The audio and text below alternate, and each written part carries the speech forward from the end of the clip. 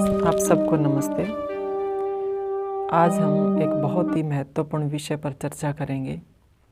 आज का जो युग है वो भौतिकवादी युग है और भौतिकवादी युग का जो आज पर्यायवाची बन गया है वो है पैसे का युग।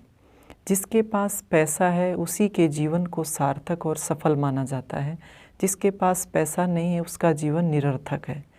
आज समाज में भौतिक ऐश्वर्य को, भौतिक समृद्धि को ही यथार्थ मूल्य समझा जाता है। हितोपदेश की एक उक्ति आती है कि जिसके पास पैसा है उसी के मित्र बनते हैं, जिसके पास पैसा है उसी के बंधु परिजन उससे प्यार करते हैं, और जिसके पास पैसा है उसी को आदमी समझा जाता है, और जिसके पास पैसा नहीं है वो खाक छानता है। आज व्यक्ति सारा दिन रात पैसा कमाने में लगा रहता है। ना उसको अपनी पत्नी की चिंता है, ना बच्चों की परवाह है, ना अपने स्वास्थ्य के प्रति जागरूक है। वो भूल जाता है कि पैसा किस लिए कमाया जाता है। पैसा कमाया जाता है स्वयं के लिए और अपने परिवारजनों के लिए, और दूसरा उनकी सुरक्षा के लिए। लेकिन इस बात को व्यक्ति भूल गया है कि पैसा कमाना चाहिए, लेकिन जब पैसे के लिए पैसा कमाया जाता है तो व्यक्ति उसके लिए दीवाना हो जाता है। उसका उद्देश्य केवल और केवल पैसा कमाना रह जाता है। उसको न दिन में चैन है, न रात को आराम है। खाना पीना छोड़ देता है। स्वास्थ्य के प्रति कोई उसकी किसी भी प्रकार की परवाह नहीं है, चिंता नहीं है। और वो जब पूरी तरह से अपने स्वास्थ्य को बिगाड़ लेता है, पूरी तरह से थक जाता है, और ये होता है कि अब कोई सहारा नहीं है, कोई किसी भी प्रकार का अब आगे कोई आधार नहीं दिखता। उसकी जब कमर टूट जाती है कमाते कमाते, तब उसको होश आता है। और ऐसे व्यक्तियों का आप देखते हैं समाज में कितना बुरा हाल होता है कि जब पैसे का जुनून व्यक्ति के ऊपर सवार हो जाता है, पैसा कमाने में जब वो इतना ज़्यादा जुट जाता है, तो वो फिर उधार भी लेता है, कर्ज भी लेता है, और कर्ज जो लिया जाता है वो उसका जो ब्याज आता है वो भी उसका सिर फोड़ता है। उधर से इनकम टैक्स का जो छापा पड़ता है, हर करोड़ों करोड़ों के कर्जदार लोग हो जाते हैं। और कई बार तो इतना ज़्यादा व्यक्ति मुश्किल में फंस जाता है कि उसको कुछ भी दिखाई नहीं देता, अंधकार ही अंधकार दिखाई देता है। और ऐसी परिस्थिति में उसको अपने जीवन से भी हाथ धोना पड़ता है, वो आत्महत्या तक कर लेता है। ऐसे व्यक्तियों का जो हाल होता है, और समाज में ऐसे जो जुनून के साथ पैसा कमाने में जुटते हैं, उनके लिए आर्य समाज के बहुत ही यशस्वी प्रकांड विद्वान पंडित गुरुदत्त विद्यार्थी ने एक शब्द दिया है कि ऐसे लोग कौन होते हैं। उनको नाम दिया पेसोनियोमेनिया, कि पेसोनियोमेनिया का मतलब होता है पैसे का पागलपन।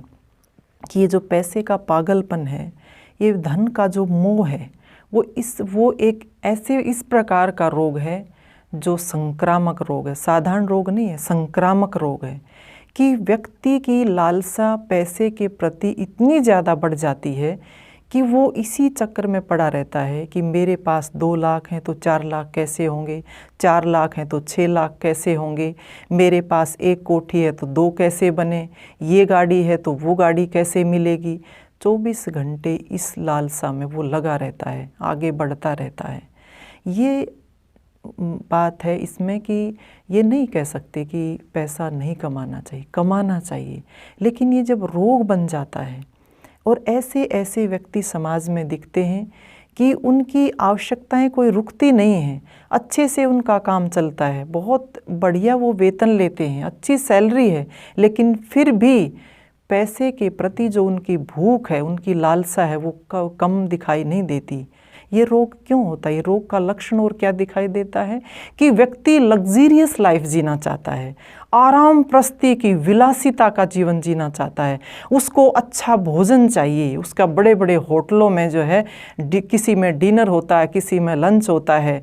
विदेशों में घूमने के लिए उसको पैकेज चाहिए पूरा का पूरा, ब्रांडेड उसको कपड़े चाहिए, अपने देश के कपड़े नहीं, ब्रांडेड विदेशों के मोहर लगे हुए उसको कपड़े चाहिए। इस तरह अनैतिकता का जब व्यक्ति अपने जीवन शैली को बना लेता है, तो उसमें जो है पैसा उसकी बहुत बड़ी कमज़ोरी बन जाता है कि और चाहिए और चाहिए। इसी के लिए वो लगा रहता है हर फील्ड में, हर क्षेत्र में। अब ये पैसे का रोग आपको दिखाई देता होगा, घुटन होने लगती है ऐसे माहौल में, ऐसे वातावरण में कि पैसा जब अपनी मर्यादा को लांघ जाता है, उसके बाद स्थिति क्या होती है। पैसा जब आगे बढ़ता है, जिसके घर में इस तरह का पैसा आता है, वहाँ कहीं भी मर्यादाएं टिक नहीं सकती। वहाँ पर बहुत सारी जो बुराइयां हैं वो निमंत्रण दे देती हैं, अपने आप आ जाती हैं। जो व्यक्ति खून पसीने की कमाई करता है, खूब अच्छे से ईमानदारी से पैसा कमाता है, वो व्यक्ति कभी भी गलत रास्ते पर नहीं जा सकता। वो व्यक्ति कभी भी पैसे का दुरुपयोग नहीं कर सकता। पैसे का दुरुपयोग वहीं पर होता है जहाँ पर बेईमानी का, रिश्वतखोरी का पैसा आता है, वहाँ पर पैसे का हमेशा दुरुपयोग होता है। आप कभी भी देख लेना। और आप देखिए जितने भी ये इस तरह की डकैतियाँ दिखाई देती हैं, बड़े बड़े लोग जो है इस तरह के डाके डालते हैं, और इसको कहते हैं सभ्य समाज में जो है कानूनी तौर पर मोहर लगी हुई डकैतियाँ। कि बड़े बड़े जो डकैत हैं, जो बड़े बड़े लूट मार करते हैं, वो सारे के सारे खाते पीते घरों के, संपन्न घरों के लोग आपको मिलेंगे। लेकिन उनकी भूख शांत नहीं होती, उनको ये किन प्रकारेण पैसा ही पैसा चाहिए।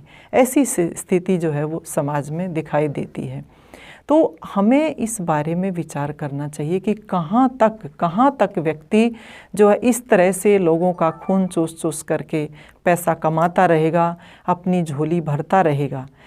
इसका समाधान क्या हो सकता है, इसका हल क्या हो सकता है, इस बारे में विचार आने चाहिए।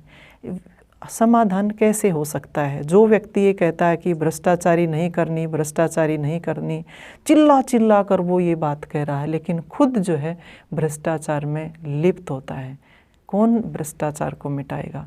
कौन इस पैसे के रोग को दूर कर सकता है? इस पैसे के मोह को कौन दूर कर सकता है? जितने भी गलत काम होते हैं समाज में, या तो पैसे के लिए किए जाते हैं। जितने दुष्कर्म आप देख लीजिए, सब पैसे के लिए होते हैं या पैसे वालों के द्वारा होते हैं। अमीर देश जो है गरीब देशों को बहुत बड़े बड़े अथाह संपत्ति देते हैं, बहुत बड़े बड़े ऋण देते हैं, और फिर उनको अपनी नीतियों का पिट्ठू बना लेते हैं। ये सब खेल चलता रहता है। आज इस पैसे ने परिवार में क्या, समाज की में क्या, देश में क्या, इतना ज़्यादा एक द्वेष की भावना भर दी है इस पैसे से कि व्यक्ति नैतिकता भूल गया है, व्यक्ति प्यार प्रेम भूल गया है, व्यक्ति अनुशासन भूल गया है, व्यक्ति संयम भूल गया है, व्यक्ति मानवता भूल गया है। और इससे ज़्यादा और नुकसान क्या हो सकता है? इस बारे में विचार करें कि इसका आखिर समाधान क्या है। समाधान एक ही है। जब तक व्यक्ति इन हीन भौतिक समृद्धियों को ही अपने जीवन की में इतिश्री समझेगा, तब तक इसका समाधान नहीं हो सकता। हमें अपनी आध्यात्मिक जो उच्च स्थिति है उसको समझना चाहिए, इस बारे में विचार करना चाहिए। दूसरी बात क्या है कि जो हम पैसा कमा रहे हैं उसमें इसका अंत क्या है, इस बारे में ज़रूर विचार करें। पैसा कमा रहे हैं, उसका अंत आखिर क्या है? अंत यही है, व्यक्ति के से पूछेंगे कि आप ये पैसा क्यों कमा रहे हैं। गृहस्थी में हैं, पैसा कमा रहे हैं, और भी हर फील्ड में, हर क्षेत्र में, हर आश्रम में पैसा कमा रहे हैं। उसका उद्देश्य आखिर क्या है? अंत कहाँ है? अंत यही कहेंगे कि बच्चों का भविष्य सुरक्षित हो जाएगा। बच्चों का भविष्य सुरक्षित करने के लिए वो पैसा कमाते हैं। बच्चों के भविष्य को सुरक्षित करने के लिए जो पैसा कमाया जाता है और इतनी अथाह संपत्ति इकट्ठी कर ली जाती है, तो क्या वो बच्चे नाकारा हैं या वो बच्चे अपाहिज हैं? अगर आप इस बात को स्वीकार करते हैं कि आपके बच्चे नाकारा हैं, आपके बच्चे अपाहिज हैं, तो ऐसे बच्चों के लिए भी आप जोड़ करके क्या करेंगे? क्योंकि जिसकी संतान नाकारा है वो उस धन का दुरुपयोग करेगी, और जो धन का दुरुपयोग नहीं करेगी, उसका विनाश ही विनाश नहीं करेगी, वंशज ही मिट जाएंगे। क्योंकि वो जो बच्चे होते हैं, जो संतान इस प्रकार की होगी, नालायक होगी, वो आपकी संपत्ति को बेहुदगियों में ही खर्च करेगी, और बेहुदगियों में खर्च किया हुआ पैसा ऐसे ही जाता है। उपनिषद क्या कहते हैं कि जो धन की गति है वो क्या गति है, कि ये कहा गया है कि त्रयो गतयः वित्तस्य भोगः दानम क्षयः, कि धन की 3 ही गति हैं। ये सिद्धांत है, धन की 3 ही गति हैं, या तो उसको खर्च कर दें, या उसको दान कर दें, या तीसरा जो है वो अपने आप जो है संपत्ति जितनी भी है वो अपने आप नष्ट हो जाएगी। ये 3 गतियां हैं। अब अगर हम भोग करेंगे तो हमारे उपनिषद क्या कहते हैं कि जो है इसको कैसे भोगना है। तेन त्यक्तेन भुंजी था, कि भोग करना है तो त्याग पूर्वक इसका भोग करें, कि जितनी आवश्यकता है उतना भोग करें, नहीं तो क्या होगा, जितना ज़्यादा भोग करेंगे उतना भोगे रोग भयम, कि जितना ज़्यादा भोग होगा इन विषयों में, इन धन संपत्ति में जितना ज़्यादा हम भोग करेंगे उतने ही ज़्यादा रोग इकट्ठे कर लेंगे। वहाँ भी होश की आवश्यकता है। जितना ज़्यादा हम दान करेंगे, अगले कदम जितना ज़्यादा दान करेंगे उतना ही ज़्यादा आपका यश फैलेगा, और आप जितना थोड़ा बोएंगे ज़्यादा हम पाएंगे। और नहीं तो तीसरा क्या होगा, इन दोनों में कुछ भी नहीं है तो अपने आप वो नष्ट हो जाएगा। वेद क्या कहते हैं इसके बारे में, कि वेद ये कहते हैं कि जैसे रथ के अरे होते हैं ना, ये घूमते रहते हैं, एक जगह टिकते नहीं है, ठीक इसी तरह से ये संपत्ति, ये धन, ये संपदा, ये भी किसी के पास रुकती नहीं है, ये चलती रहती है, चलती रहती है। अब निर्णय आपको करना है इस बारे में कि ये जो धन की 3 गतियां हैं, इनमें हम होशपूर्वक इनका जो है प्रयोग कर रहे हैं कि नहीं कर रहे हैं। जो बच गया है वो साथ जाएगा नहीं, कितना भी आप जोर लगा लें वो साथ जाने वाला नहीं है। चाहे राग में चाहे अज्ञान में व्यक्ति कितना भी जोड़ लेगा, लेकिन आखिर में अंत में उसको यहीं पर छोड़ करके जाना होता है। एक बादशाह जो है हुए किसी देश में, और उनके राज्य की जब बाद में खुदाई हुई तो उसमें बहुत सारे पत्थर ऐसे निकले जिनके ऊपर वो कुछ लिख करके गए थे। और उन पत्थरों पे क्या लिखा हुआ था कि मेरे पास अपार धन संपत्ति थी, लेकिन मेरे राज्य में अकाल पड़ गया। तो क्या हुआ, मेरी जो प्रजा थी वो मरने लगी। तो मैंने जो चांदी के सिक्के थे वो अपने राजकोष से निकलवाए, और मैंने अपने जो मेरे दरबारी थे उनको कहा कि इन सिक्कों को लेकर के जाओ, इन सिक्कों को बांट दें और अन्न लेकर के आएँ। सिक्के वापस लेकर के आए, लेकिन उनको अन्न नहीं मिला। मैंने उनको तालाब में डलवा दिया। उसके बाद दूसरे नंबर पे मेरे दरबारी मरने लगे। दरबारी मरने लगे तो फिर मैंने जो है सोने के सिक्के निकाले, उनको भिजवाया कि सोने के सिक्के ले लो और जो मेरे दरबारियों को बचाने के लिए अन्न दो, लेकिन अन्न मिला नहीं। वो सोने के सिक्के भी डाल दिए। उसके बाद हीरे निकाले गए, क्योंकि मेरे परिवार के लोग मरने लगे। हीरों को मैंने भिजवाया, लेकिन अन्न नहीं मिला। आज अन्न के अभाव में मेरे सारे परिजन भी मर गए, मेरे दरबारी भी मर गए, और मेरे सभी प्रजा, मेरी जितनी प्रजा थी वो भी मर गई, और अंत में मैं भी मरने वाला हूँ। और आप ये समझ लें अच्छे से, जो व्यक्ति ऐसे धन का गुलाम बनता है, जो धन को जोड़ने में ही लगा रहता है, उसकी गति मेरे जैसी होगी अंत में। इसके अलावा, इसके अतिरिक्त धन की और कोई गति नहीं है। इस बारे में विचार करना चाहिए। एक व्यक्ति के पास कि हम ये माने कि हम साथ लेकर के जाएंगे, उसके पास 50 स्वर्ण मुद्राएं, उसके लोभ में, राग में दिन रात मरता रहता था। घर में कोई था नहीं, अकेला रहता था, बीमार था, बुजुर्ग हो गया था। जो पड़ोसी थे वो थोड़ा सा उसके ऊपर दया करके नैतिकता के नाते उसको दोनों समय भोजन दे देते थे। तो इसी तरह से उसका गुजर बसर हो रहा था। एक दिन शाम को उसने उनके पास जो है ये संदेश दिया कि मेरे लिए हलवा बनवाया जाए। पड़ोसी ने हलवा बनवाया और उसको दे करके गए। उसने क्या किया हलवे के साथ, उसके पास 50 स्वर्ण मुद्राएं, चारपाई के नीचे खड्डा खोद करके उसमें दबा रखी थी। वो स्वर्ण मुद्राएं निकाली और हलवे के जो है गोले बना करके एक एक गोले में 50 की 50 स्वर्ण मुद्राएं जो है निकल गया। हुआ क्या, सुबह पड़ोसी ने देखा कि आज तो जो है ये हमारे जो महोदय हैं ये न तो उठ रहे हैं न बोल रहे हैं, क्या हुआ। जा कर के देखा तो वो मरा हुआ मिला।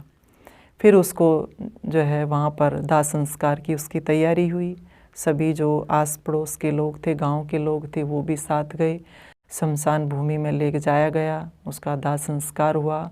तो जब दाह संस्कार करके वापस आए और उसके घर को देखा गया कि चारपाई के नीचे खड्डा खुदा हुआ है, तो ये हुआ कि कुछ निकाला गया है। तो वो जो पड़ोस के लोग थे उन्होंने उस व्यक्ति के ऊपर आरोप लगाया कि अच्छा इसीलिए तू उसकी सेवा कर रहा था, पैसे के लिए, कि तूने उसके पूरे घर की तलाशी ली है, उसकी चोरी की है। तो वो ज़ोर ज़ोर से रोने लगा कि नहीं, मैंने ऐसा कुछ भी नहीं किया, मैंने निस्वार्थ भाव से उसकी सेवा की है, मेरे मन में इस प्रकार का कोई भी छल कपट नहीं है। वो बहुत दुखी हुआ अंदर से और उसके मन में यही विचार चल रहे थे कि मैंने इतनी सेवा की और अंत में आप मेरे को ऐसा अपराधी बना करके चले गए। क्यों ना मैं, और तो मेरे हाथ में कुछ है नहीं, तेरे इस मौत के ऊपर मैं रो ही लूँ। जाके शमशान घाट में गया, वहाँ शमशान घाट पे जाके बैठ करके और रोने लगा। जैसे जैसे वो वहाँ बैठा, देर हुई, समय बीता, वो अग्नि जो थी वो धीरे धीरे शांत हुई। और जब अग्नि शांत हुई तो वो क्या देखते हैं कि 50 स्वर्ण मुद्राएं और अग्नि की उस चमक से और भी ज़्यादा चमक रही हैं, बिल्कुल लाल हो रही हैं। तो उसने जो है फिर देखा, करे ये इतनी सारी स्वर्ण मुद्राएं यहाँ कैसे पड़ी हैं। तो वो जो पड़ोसी उसके ऊपर जो आरोप लगा रहे थे उनको वहाँ इकट्ठा किया और उनको दिखाया कि देखो ये हलवा खाने के लिए नहीं, ये स्वर्ण मुद्राएं अंदर उतारने के लिए लिया गया था। ये क्या है, ये राग है। अपने धन के प्रति जो उसका इतना ज़्यादा राग हो गया था, लेकिन वो रहा यहीं, कोई साथ नहीं लेकर के जाता। सिकंदर के जीवन के बारे में हम जानते हैं कि पूरे विश्व पर उन्होंने राज किया धन के लिए, संपत्ति के लिए, और अंत में क्या हुआ, दस्त लग गए। और उस समय जो उनके वैद्य थे लुकमान, ये कहते हैं लुकमान इतने बड़े वैद्य थे कि उनके प्रति ये अतिशयोक्ति आती है कि जब पानी के बहाव पर भी अगर वो अपनी दवा, अपनी औषधि, अपना नुस्खा अगर उसके ऊपर भी प्रयोग कर लें तो पानी का बहाव भी रुक सकता था। लेकिन जो उस पैसे से, उस धन से लुकमान जो है सिकंदर के दस्त नहीं रोक पाया, क्योंकि उनको दस्त लगे थे अंत में, और वो उन्हीं दस्तों में दुनिया से चला गया। और अंत में यही कह करके गया कि जिस धन के पीछे मैं इतना पागल हुआ फिरता था, आज मैं अपने साथ कुछ भी नहीं लेके जा रहा।